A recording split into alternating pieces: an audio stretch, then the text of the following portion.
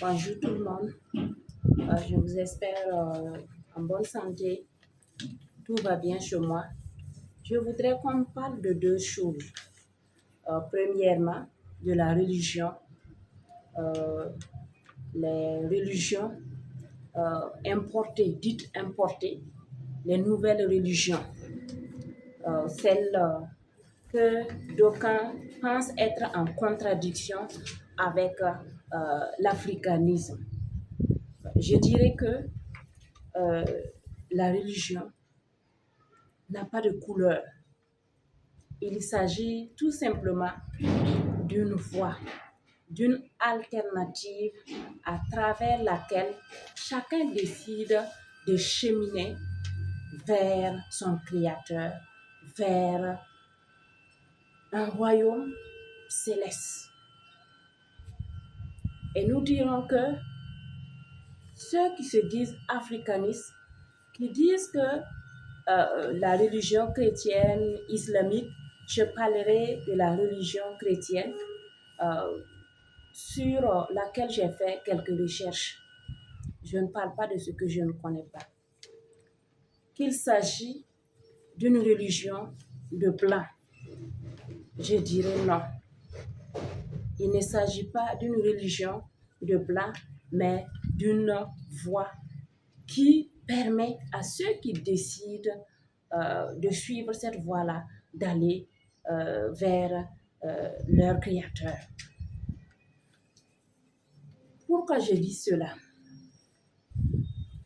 Moïse a été en Égypte du fait de l'esclavage des Israélites. Nous connaissons l'histoire, voilà la progression des Israélites en Égypte et comment ils sont venus, comment ils ont vécu au temps de Joseph jusqu'au temps de Moïse. Je ne vais pas en parler, mais je pourrai les détailler prochainement. Pour dire tout simplement que quand Moïse a quitté l'Égypte avec le peuple d'Israël sous l'ordre divin, il n'est pas dit qu'ils ont amené des Égyptiens, des Noirs. Mais à un moment donné, il y a un passage dans Nombre 12 voilà, qui nous fait savoir que Moïse a pris une femme noire, une femme couchite. Quand on parle de couche, on parle par exemple d'un petit-fils de Noé, descendant de Cham. Nous allons en parler plus bas. Et cette femme-là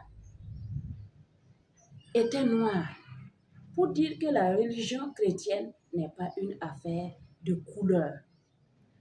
Lorsque nous progressons, nous voyons la reine de Séba ou reine de Saba qui est venue vers le roi Salomon pour avoir de la sagesse. Elle y est venue et elle a honoré Salomon. Elle a reconnu que Salomon est sage, riche, un homme de grande stratégie. Pour dire qu'elle n'a pas eu de barrière par rapport à une religion. Aussi, nous avons vu dans la Bible, parole de Dieu, que Salomon avait une femme égyptienne, une femme noire. Et malgré la couleur de sa peau, elle était la plus aimée parce qu'elle inspirait de la jalousie auprès des autres femmes qui étaient vraiment claires, de peau claire. Pour dire qu'il n'y avait pas de barrière entre noir et blanc. La barrière, c'était entre le péché et le bien. Et non pas une question de couleur. Nous voyons que Dans le Nouveau Testament, on parle d'un eunuque éthiopien.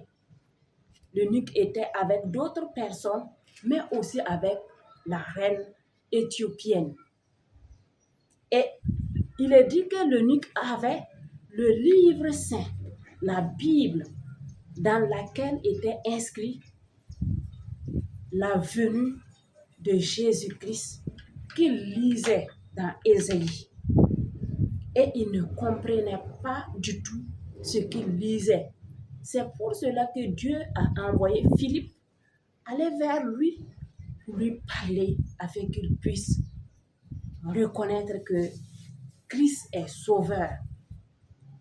Et c'est là qu'il a accepté d'être baptisé. Mais il était noir. La reine éthiopienne qui était avec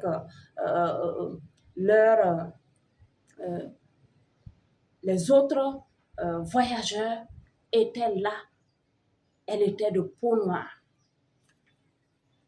Pour dire que la religion n'est pas une question de peau, mais c'est une question de cœur. On peut dire qu'on est africaniste, vouloir déplacer les choses, dire que suivre telle ou telle religion, il s'agit de l'impérialisme, d'une pratique occidentale. Je dirais que c'est faux. Il faut chercher à comprendre les choses avant de s'engager dans les luttes qui sont inutiles. On se dit, kémite, chamite, mais on ne plonge pas ses recherches sur la vérité, on est superficiel.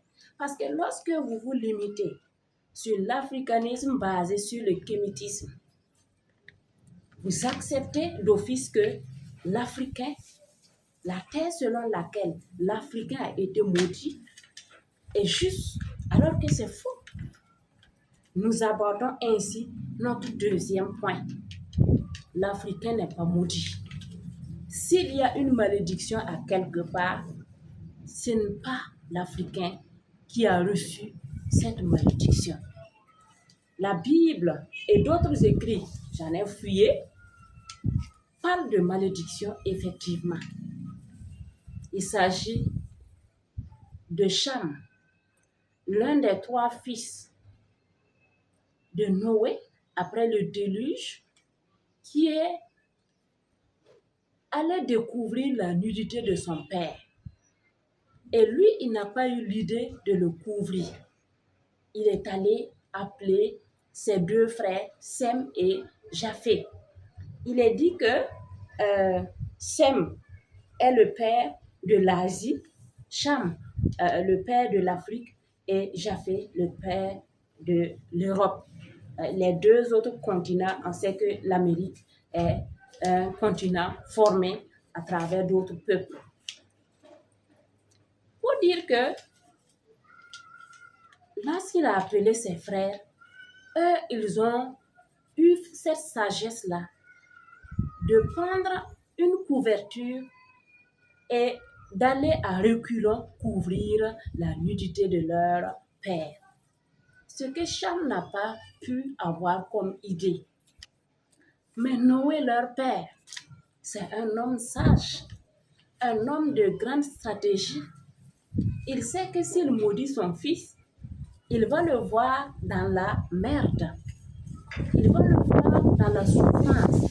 Et lui aussi, il va en subir. Qu'est-ce qu'il va faire? Il va maudire Cana, le fils de Cham. Et c'est là qu'il faut comprendre quelque chose. Il est dit que Cham a eu des fils dont Cana et Couche. Il y a eu d'autres. Mais on va se focaliser sur les 2. Cham, fils de Noé, eut des fils dont Cana et Couche. Et il est dit que Couche est directement le père des Noirs, ceux qui ont la peau noire. Et c'est lui le père de Nimrod. Et des hypothèses disent que Nimrod avait la peau colorée. Donc, nous ne descendons pas directement de Cana, mais de couche descendant de la reine de Séba, des reines éthiopiennes, des eunuques éthiopiens et bien d'autres peuples. Il n'y avait pas de limite, il n'y avait pas de frontières. Quand nous regardons par exemple le roi Assyrus, tel que décrit dans Esther, c'est le mari d'Esther, il régnait jusqu'en Éthiopie, où il y a des Noirs. Il n'y a pas de limite en matière de religion. Il y a tout simplement une question de choix. Lorsque vous admettez que suivre, par exemple, une religion va vous conduire vers Dieu, vers le royaume céleste, suivez cette religion-là. Ne vous privez pas de cette voie. Donc, pour tout simplement demander aux africanistes, aux kémites, de montrer la vérité aux Africains et non les dérouter. Dire telle religion, c'est pour les Occidentaux, c'est pour l'impérialisme, c'est pour ceci, c'est pour cela. C'est dérouter le peuple africain, alors que le peuple est vraiment dans une situation de stabilité par rapport aux religions. On pourra tenter de manipuler, mais les gens connaissent en quelque sorte la vérité parce qu'ils lisent les Saintes Écritures. C'est vous qui ne lisez pas. C'est vous qui prenez les arguments, de courts arguments, dans des affirmations qui n'ont pas de base. Ceux qui lisent la Bible, et je suis sûre que ceux qui lisent aussi d'autres livres, connaissent la vérité. Ils savent qui est Jésus. Ils savent ce qui est dit par rapport à Jésus et à d'autres prophètes. Moi, ce que je connais, ce que je sais, nous ne sommes pas maudits. Que les Africains s'unissent, qu'ils aillent en rang serré et vers le développement, vers un monde meilleur, vers aussi Dieu. Cherchez la voie qui pourra vous amener vers le royaume céleste, le royaume de Dieu. Je vous remercie, Dr. Pauline Ouedraogo.